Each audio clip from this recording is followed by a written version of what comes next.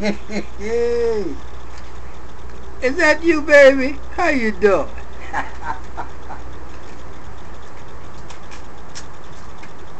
I'm here today to speak on a number of issues, considering I woke up this morning and I have been invited to lecture at a community college in New York City. And I believe the professor of the course is the editor and publisher of an investigative newspaper, an online newspaper, the Black Star News. Now, we want to start from the most recent to the oldest.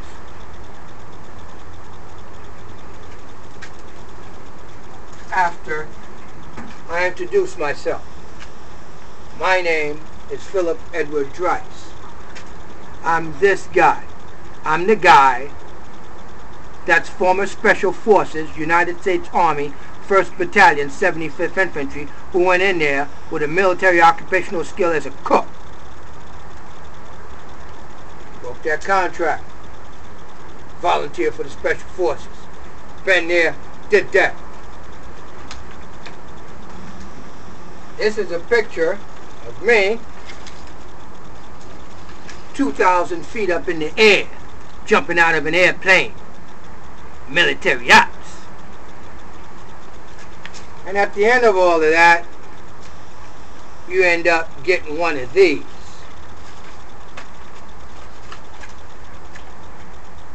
It's not a general discharge, it's nothing but an honorable discharge. They couldn't believe that. I'm just a little Haitian. Staffers in these political offices have no respect for veterans. Unless you work there, like Lester Muse does for Shirley Huntley, gets paraded around the floor of the New York State Senate as a little puppet. You betrayed us, veteran Sarge. You betrayed us, veterans. You got that high, and you ain't thinking about us. Now, let's get to the body of this story.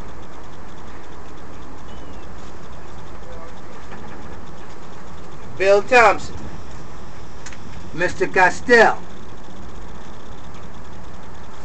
and what's her name? Yvonne something. Jackson, Miss Jackson, and Mr. Castell. I think it was for Edward Castell. What did you know? When did you know it? And what did you do about it when you knew I was putting about 5,000 of these posters up all over the telephone poles in Queens County? All over the projects, from Queensbridge down to the Long Island Railroad in Jamaica. Ida M. Smith contacted you. Check the phone log from the congressman's office. Okay? Yvonne, you spoke to Ida Smith. That was my handler. That's who I reported to inside the congressman's office about my activities for the Thompson campaign. Monica Pringle, I came and brought you the evidence of the check of me not only doing this for free, but also canvassing for money. Okay? All of you politicians knew about it. Ida Smith, you was working in the Democratic Club on Linden Boulevard, and I told you I was going to put posters out there. You said, Ida Smith, don't worry about this area. We got them already. Or we already got something to that effect. You all knew I was doing this. You encouraged me to do it, and you made me promises that my housing issues with New York City Housing Authority would be eliminated if I got this done. Ida Smith, you even told me to my face. Well, if you do that and you accomplish what you say you can, that'll go a long way to proving you're not crazy. Bang!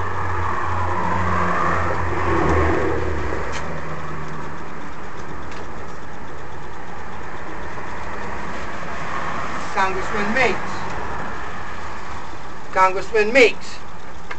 Oh, I'm sorry. Byron Simon, Chief of Staff of New York State, United States Representative to the Senate. Now you're working for Senator Hildebrand. What did you know about this one, brother? What did you know about this? you were working for Congressman Meeks when the federal whistleblower brought this to your office. What did you know? When did you know it? What did you do about it? You sitting with U.S. Senator Hildebrand. Byron Simon, what did you know? Oh, Robert Simmons, what do you know? You're the Chief of Staff, Deputy Chief of Staff of Congressman Meeks in the Jamaica Field Office. What did you know? Kim Fuller, Sophia King, Chief of Staff of Congressman Meeks in Washington, D.C. What did you know? When did you know it? What did you do about it?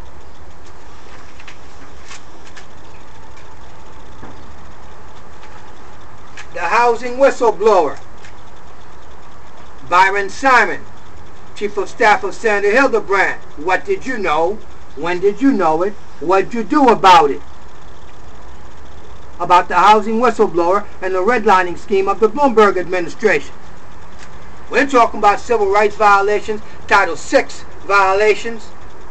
When you discriminate against a Haitian, you discriminate against a black guy in public housing, and you're diverting federal funds from the remaining family member issue, Congressman Meeks. That's what we're talking about.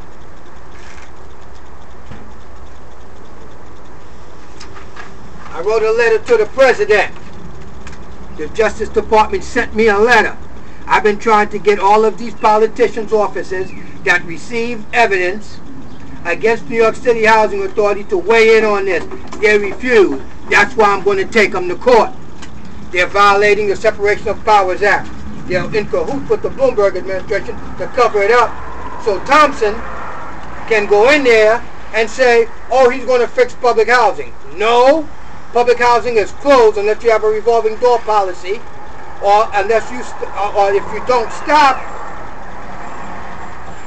this way of railroading people out of there without an administrative process.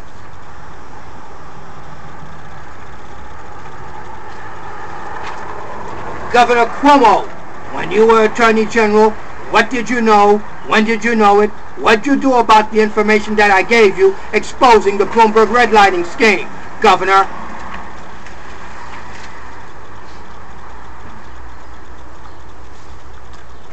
How many of you people in those political offices received this by the New York Page, the first paper that wrote something about New York City Housing Authority retaliates against disabled veterans for exposing elder abuses? What did you do about Mrs. FRONIE Green being embezzled out of $20,858 and left in her apartment for over 4 hours, and NYCHA employees had knowledge that she was in her apartment with the gas stove on and refused to call for rescue until I pushed them to call for rescue?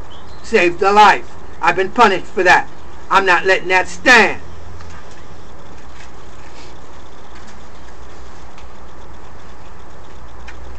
This is the original article by the Black Star News, written by Donald Winkfield, the same guy that got Kerrick busted and in jail. He's the one that wrote this story. Housing whistleblower retaliated against, and Tom Crater republished it in this paper, and guess what? The office of Congressman Gregory W. Meeks, it is alleged by me, the former distribution manager for the New York Page. You'll see it in the video called Treason. Congressman Meeks' office paid Tom Crater to reprint another story and take all of these off the shelves. That's the reason why I had so many to give to so many people and spread them out all over town. Thousands of these papers taken off the shelves. Why? Because it says right here that he called Congressman Meeks' office and they refused to respond. That's why he made him take it off. And I believe Ida Smith was the handler that did that.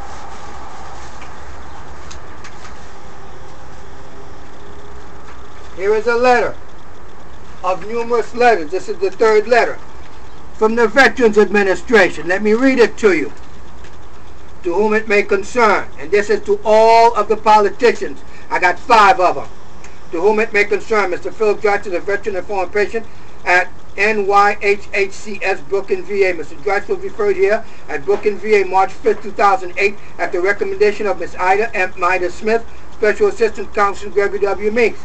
Mr. Drice received treatment as appropriate to his needs and was recommended to continue his treatment as an outpatient. He received both psychiatric consultation and therapy to assist him in maintaining his mental health stability due to stresses associated with his housing situation with NYCHA.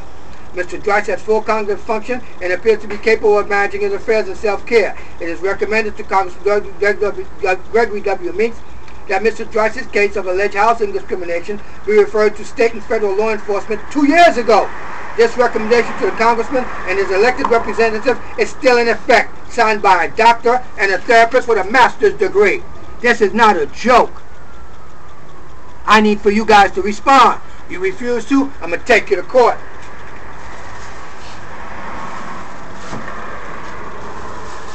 The red flag is up. It's war. It is freaking war.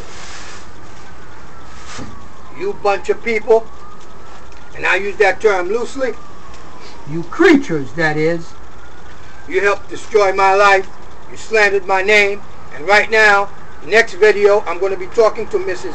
Constance Robotham, who's the Secretary of the Chairman of Housing, because I can't go to Shelton House, to Miss Lottie's house, to pick up stuff that I left there 8 months ago, because I'm on some kind of a list that has a Haitian embedded domestic terrorist. I don't have any bombs. I don't have anything. What's going on here? I am a patriot who served this country proudly, and what you guys have done was help destroy my life for political gain, for you to railroad black people and Puerto Ricans out of public housing, and y'all covering it up, and I'm catching y'all every which way but loose. Y'all gonna have a nice day, because I'm that guy that says I ain't letting you go that easily. I ain't letting you go that easily. I'm going to take you politicians to court, and after that, it's on to federal district court with HUD, the United States Census, and the U.S. Department of Human Resources for saddling people with guardians, because these judges, like Judge Maria Resos in civil court in Queens County, all that you have to do is give her a piece of paper that says, I don't think he can defend his case or prosecute his case, so they saddle you with a guardian. That's a relocation apparatus, and that's against the law, because if I'm incapacitated, I'm supposed to have a psychiatric evaluation, a good one, and go to Supreme Court for an Article 81 incapacitated hearing in front of Justice Thomas in New York State Supreme Court in Queens County. That's what it is. What you guys have done is you're railroading Negroes. Black History Month, and you black politicians are a bunch of freaking black traitors to your doggone race. You're a freaking abomination. You're a bunch of puppet posts. You're a bunch of puppets, and I want to see where the strings lead, because that's the guy I want. Y'all go ahead and have you a nice day. I ain't playing with you. We're not friends. We're not friends, and I am not a terrorist. I'm a patriot, and I swore an oath to protect the Constitution of the United States of America from all enemies, foreign and domestic. No one's relieved me of that oath yet. You have you a nice day. Bye-bye.